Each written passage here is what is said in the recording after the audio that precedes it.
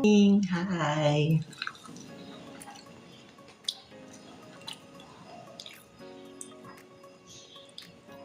So, kapag kumakain tayo ngayon, nauna muna natin yung gulay. Ito yung tirang kangkong sa sinigang last night. Dinamihan talaga natin yung kangkong para may makain tayo the whole day na fiber bago tayo kumain ng protein tsaka ng carb. So, medyo counterintuitive kasi, di ba, pag kumain tayo, talagang sabay-sabay yung ulam, yung kanin, tsaka yung gulay.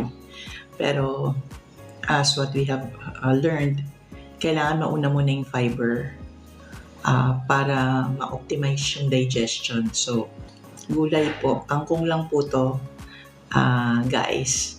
Mga beshi kangkong lang to. Kasama to doon sa gulay nung sinigang kahapon. And hindi ka naman kailangan bumili ng masyadong mahal na gulay. Siguro yung iba na i-intimidate na fiber first, maggulay muna group.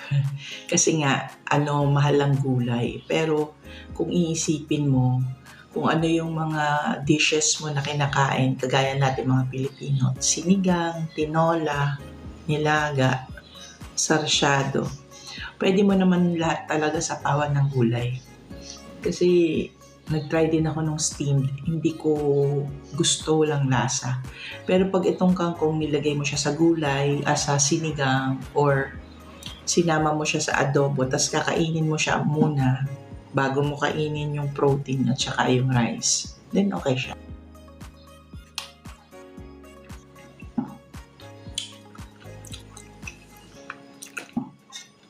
So for my age, tsaka yung level ng activity ko, dahil morning person ako, makain talaga ako sa umaga.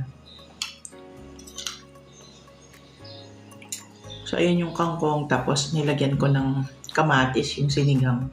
So kinakain ko siya muna.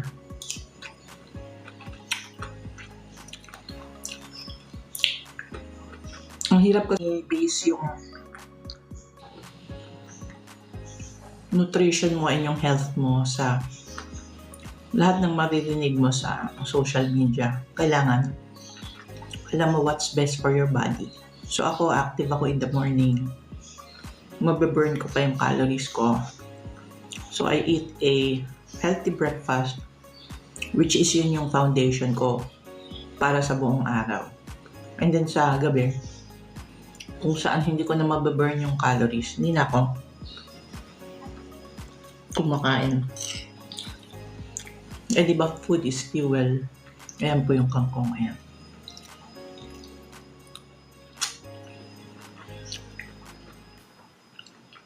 So we use food as fuel, hindi na yung food as a reward or food as source of happiness.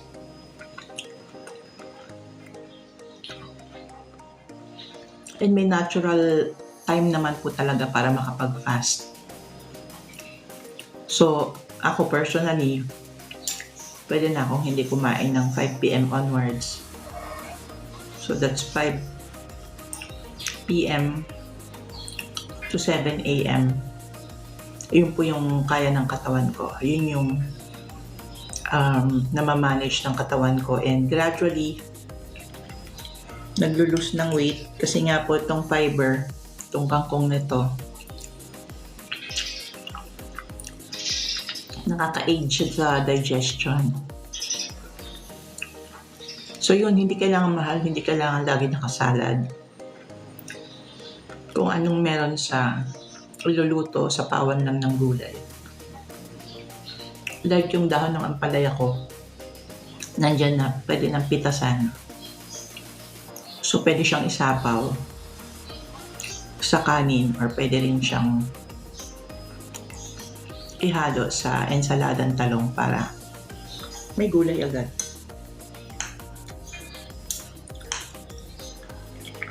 Excited na akong kumain ng protein ko tsaka ng carb ko. Maubos na kasi itong gulay. Nakakapanibago lang sa una, pero I think mas okay yung kinakain mo yung vitamina, mineral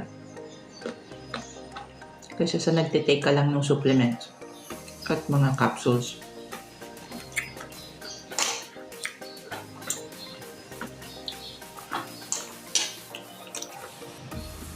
Dati kasi pag bumili ako ng kangkong, pag magsisigang, kalahati lang nilalagay ko. Dati yun, ngayon buo na. Kasi nga, hindi na natatapon yung kangkong, kinakain na talaga.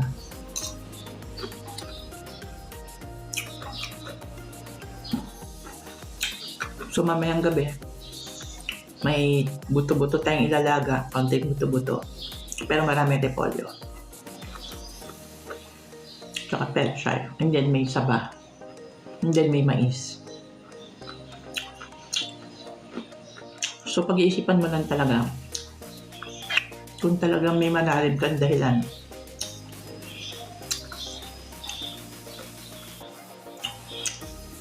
and I think yung alagaan yung sarili mong katawan ay malalim na dahilan. Kasi you cannot buy fitness eh. Pwede kang bumili ng equipment, pwede kang bumili ng membership sa gym, pwede kang magpa-slimming salon, ganyan. Pero it all boils down sa nutrition, 80%. Kung anong kinakain mo, what you eat, and when you eat.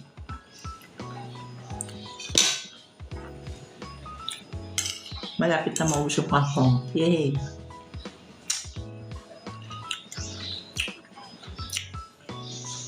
So, huwag kang padala sa kaibigan na yung mamadali ka, may breakfast ka, fast food lang. Bigyan mo ng magandang pundasyon yung katawan mo. And ngayon ko nare-realize yung meaning talaga ng junk food. O nakapag-breakfast ka, pero hindi naman siya yung kailangan ng katawan mo. So, junk yun.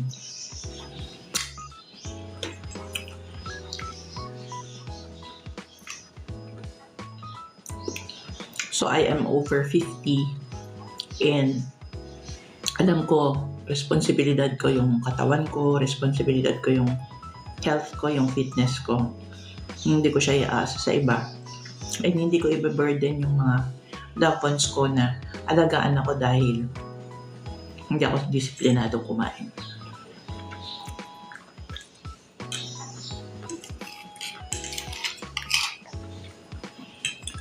So kung may mga napapanood kayong mga video sa social media, isipin nyo, para ba to sa akin? Para ba to sa edad ko? Para ba to sa lifestyle ko? Obserbahan mo, magtanggal ka ng isang pagkain, gumaan ba yung pakiramdam mo? Bumuti ba yung pakiramdam mo nung itinanggal mo yung kinakain mo na yon or binawasan mo yung kinakain mo na yon? Maganda yung tinanggal kasi makikita mo yung epekto kaysa sa binawasan.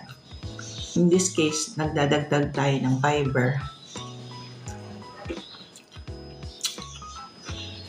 Nagawa natin siyang appetizer para yung fiber na to sa katawan natin tumulong sa digestion. At saka meron siyang vitamins na wala yung meat at saka yung carbs.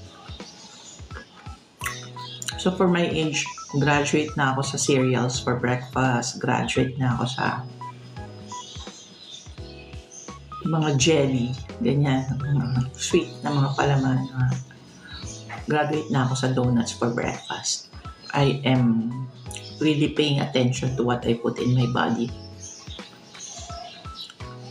Ang hirap kasi burn ng calories din, di ba? So ito nga, tapos na yung dahon, ubos na yung kangkong. May maganda na akong foundation para sa araw na to. Ano man yun, kainin ko next is meron akong meat and then meron akong rice. I think I ate right. And I ate the right amount, the right kind of food. Again, mga besh, hindi siya kailangan mahal. Hindi siya kailangan organic. Diba? Kung meron kang masosource out, why not? Pero kung wala naman, Kung ano nandito sa talipapa mo, kung ano nasa local market mo, kunin mo kasi lagi kang may gulay. Gulay first. Gulay muna tayo. And yun nga, isipin mo kung kailan ka walang activity na. So, the next 6 hours wala na akong activity masyado. Pwede nang hindi kumain para yung stored fat, yung fat na parang nasa freezer ng katawan natin, na nakastore sa mga gitna ng organs para magamit siya. Diba? Ang dami na nating ini-stock, hoard na mga fat sa katawan natin na kailangan ng lumabas. And of course, we need to move our bodies. So, exercise, we need to do some walking, and also continue to learn new things para naman sa ating memory, so our memory remains sharp. And enjoy life. Labas ka, take a walk. And also, you can walk when buying your vegetables. So yun, mamayang gabi, maglalaga tayo ng konting buto-buto, lalagyan natin ng maraming cabbage at saka pechay. So yun yung magiging appetizer ko mamayang gabi. So para sa ating mga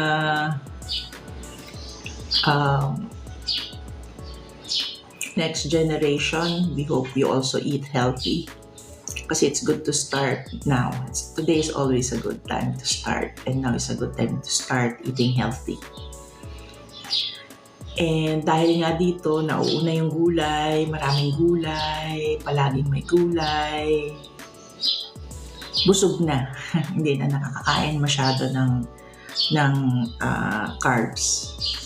And yun, nagtanggal na rin ako ng maintenance kasi nga hindi ko na inaabot yung high blood. So take care of yourself. Have a simple strategy, act on what you believe in, and be consistent. And remember, fitness cannot be bought. Good health cannot be bought. Hindi yan mabibili, hindi yan madedelegate. Ikaw yan, ako yan. So we have to be accountable for our own health. And we just have to say to our body, and we have to say to our mind na tama na yung mga junk. Tama na. Hindi pwede. We have to tame our tongue. We have to tame our stomach. We have to keep it from being unruly. Yung kung ano makita, bibilin, kakainin. Hindi na po pwede ang katakawan, lalo na pag 50 ka na. So, your body speaks to you. And yun nga, make it a healthy activity yung pag-move mo. If you cannot join a gym, then you need to have a regular walking schedule. And don't walk dahil para makalakad lang. Enjoy the view. And get that balance back in your life. Take care and have a good day. Gulay Muna Group.